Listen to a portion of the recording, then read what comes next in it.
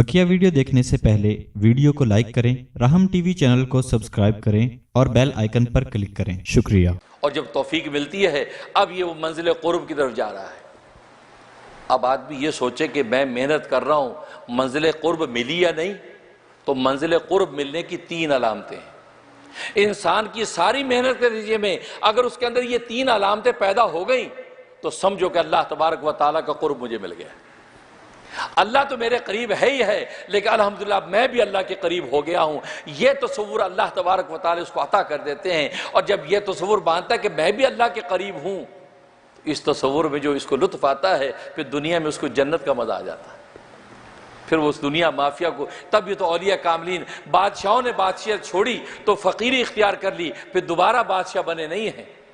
तारीख उठा के देखें, फ़कीरों ने कभी बादशाहत इख्तियार नहीं की। कभी कोई फ़कीर और अल्लाह का वली बादशाह बनाओ, उन्होंने बादशाहों को ठोकर मारी। इसलिए कि जब बादशाहों का बादशाह मिल गया और उसका कुर्ब नसीब हो गया तो उनके सामने बादशाह तो मिट्टी का ढेर नजर आई। लेकिन बादशाहों ने जब उनको अल्लाह ने अपनी फ़कीरी की दौलत दी, विलायत का चस्का दिया, अपने कुर्ब की मंजिल का मज़ा दिया है, उन्होंने बादशाहों को ठोकर बना के इब्राहिम अदम बन गए। जो बलक का बादशाह है इब्राहिम अदम, लेकिन बलक की बादशाह को ठोकर मार के अल्लाह तबारक व तआला के कुर्ब की मंजिल के लुत्फ में आ गया। लिखा कि एक मतलब जंगल में गए तो सामने शेर आ गया। शेर निकल आया, जैसे शेर निकला तो जरा डरे घबराए, शेर आ गया। उसी हाथ में गैबी से आवाज़ है, इब्राहिम अदम तुमने हमारे नाम पर सारी सल्तनत को कुर्बान किया, तुम हमारी मखलूक से डरते हो, तुम एक शेर की मामूली मखलूक से डरते हो, तुझे खबर नहीं तेरी हिफाजत पर हमने 50,000 फरिश्ते लगा रखे। एक शेर नहीं, हजारों शेर भी आ जाएं तेरा बाल बेका नहीं कर सकते, डरने की जरूरत नहीं। तो मुझे देख, जिस पर तूने बादशाह कुर्बान की थी, आज तू उसकी तरफ निगाह कर, इस शेर की क्या हकीकत है तेरे सामने। भाई ये तस्वुर आवाज़ आई, ये तस्वुर में बांधा अपने आप को, खुदा पे निगाह डाली है। शेर दुम हिलाता हुआ आया और पैर चाटने लगा। ज़ाहिर है कि शेरों के दिल, शेरों के पंजे, शेरों का दबदबा तो उस खुदा के हाथ में है, वो जैसे चाहे मोड़ दे, जैसे चाहे मोड़ दे। इब्ने तौलून रहमतुल्लाह अलैह इतने बड़े वली और मुहद्दिस गुजरे हैं। वक़्त का बादशाह किसी बात पे नाराज़ हो गया, जेल में डाल दिया और फैसला हुआ कि भूखे शेर के सामने डाल दिया जाए। और पहले ज़माने में बादशाहों के यही रिवाज होते थे कि भूखे शेर के सामने डाल दो कैदी को, वो चीरेगा फाड़ेगा, शुगल हो रहा है। तो सारा शहर जमा है, इब्ने तौलून मैदान के अंदर हैं और भूखे शेर को पिंजरे में सला के छोड़ दिया।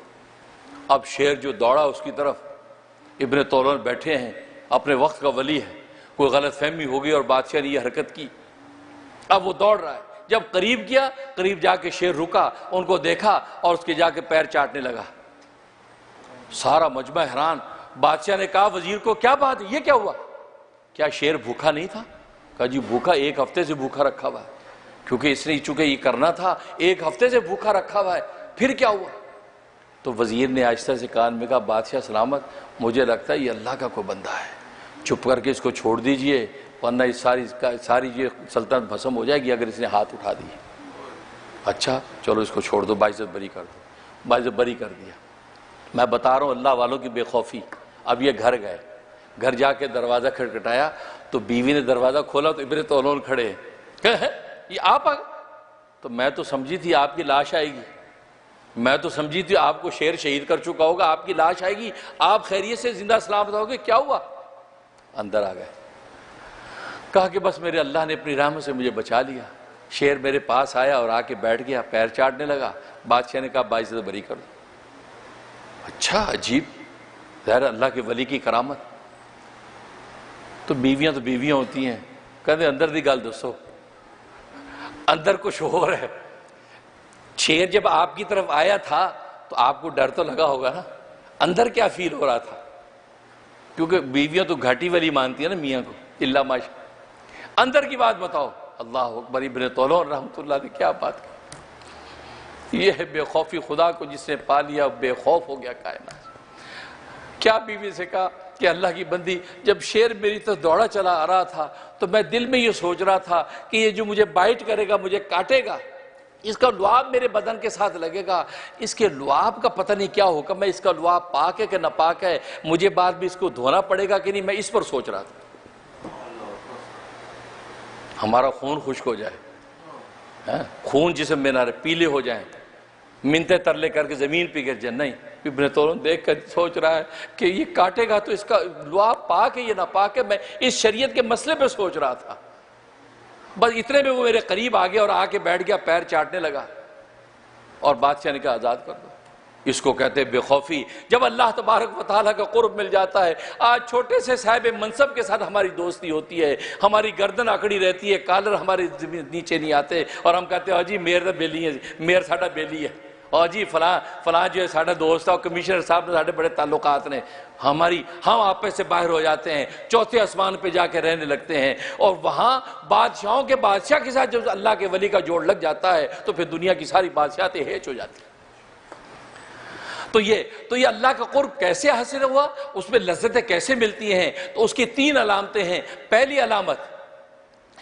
علامت یہ کہ نفسانی خواہشات کو انسان ترک کر دے، نفسانی خواہشات ترک کر دے، لذیذ کھانے کھاتا ہے، لذیذ پانی پیتا ہے، اچھے عمدہ کپڑے پہنتا ہے، تو اس میں یا تو فزیکلی ترک کر کے فقیری اختیار کر لے، اور یا فزیکلی اگر ان چیزوں کو اختیار کرتا ہے تو نگاہ جنت کے کھانوں پہ رکھے، اور یہ کھانے اس کے سامنے بے ہیچ ہو جائے۔ کہا کہ یہ کی کوئی حقیقت نہیں جو جنت کے کھانوں کی ہیں، میں ایسا کوئی حرام مال سے ایسا لذیذ کھانا کھانے کو تیار نہیں ہوں جو میرے جنت کے کھانوں کو کھوٹا کر دے۔ ہاں حلال سے ملے گا تو شکر کر کے کھاؤں گا، لیکن اس کی اہمیت میرے ہاں کچھ نہیں ہے۔ رمضان کے روزہ میں انہی کھانوں کو چھوڑ دیتا ہوں اس خدا کے لیے، حج کے موقع پہ انہی خوشبوؤں کو چھوڑ دیتا ہوں، انہی پوشاکوں کو چھوڑ دیتا ہوں اس خدا کے لیے۔ یہ جذبہ جب انسان کے اندر اپنے اندر رکھتا ہے، اس کا مطلب ہے کہ اللہ کی منزل قرب اس کو مل رہی ہے۔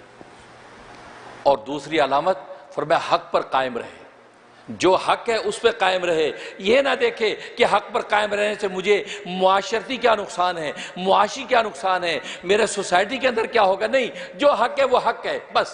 اس لیے کہ مرنے کے بعد حق اور باطل کا جواب دینا ہے۔ حق یہ ہے، کسی کو برا لگے اچھا لگے، میں تو حق کے ساتھ کھڑا ہوں۔ اب اللہ تبارک و تعالیٰ خود ذات حق ہے، جب حق کے ساتھ دنیا میں کھڑے ہیں اللہ تبارک و تعالیٰ اپنی ذات حق اس کو عطا کر دیتے ہیں۔ دوسری علامت اور تیسری علامت فرمایا کہ اللہ کے لیے اللہ کی مخلوق سے تواضع کرے، اللہ کے لیے اللہ کی مخلوق کے سامنے انکساری اور تواضع اختیار کرے، کسی کے ساتھ تکبر و غرور سے بات نہ کرے، اخلاق حسنہ سے بات کرے، خوبصورتی کے ساتھ ڈیل کرے، یہ سوچ کے کہ میرا اللہ مجھ سے راضی ہو جائے۔ ہاں کسی کو روب دبدبے سے نہیں، دنیا کے کسی بادشاہ کے منصب کی وجہ سے نہیں اس کی چاپلوسی کرے، اس کی تواضع کرے، اللہ کے لیے تواضع کرے، کسی اپنے مفادات کے لیے تواضع نہ کرے۔ تبھی تو حدیث میں فرمایا من تواضع للہ رفعہ اللہ، جس نے اللہ کے لیے تواضع کو اختیار کیا اللہ تبارک و تعالیٰ اس کو بلند کر دیتے۔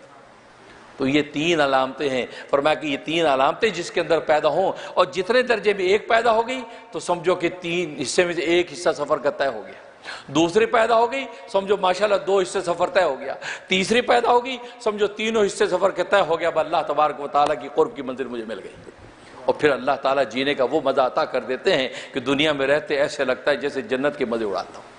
اللہ سے دعا ہے کہ اللہ تبارک و تعالیٰ توفیق عطا فرمائے، اور انہی حقیقتوں کو اور یہ دنیا کو ضرورت سمجھ کے ہم استعمال کریں۔ فضیلت آخرت کی نعمتوں میں ہے، اور دنیا کے اندر جو بھی کچھ کریں وہ بھی آخرت کی نیت سے جب کریں گے تو اللہ تبارک و تعالیٰ اپنے قرب کے راستے پہ ہمیں لگا دیں گے، اور جب اللہ ایک راستے پہ جب لگا دیتا ہے تو پھر منزل اللہ تبارک و تعالیٰ ضرور عطا فرماتے ہیں اور انسان کو مایوس نہیں کرتے۔ اللہ تبارک و تعالیٰ عمل کرنے کی توفیق عطا فرمائے۔ وآخر دعوانا الحمدللہ رب العالمین۔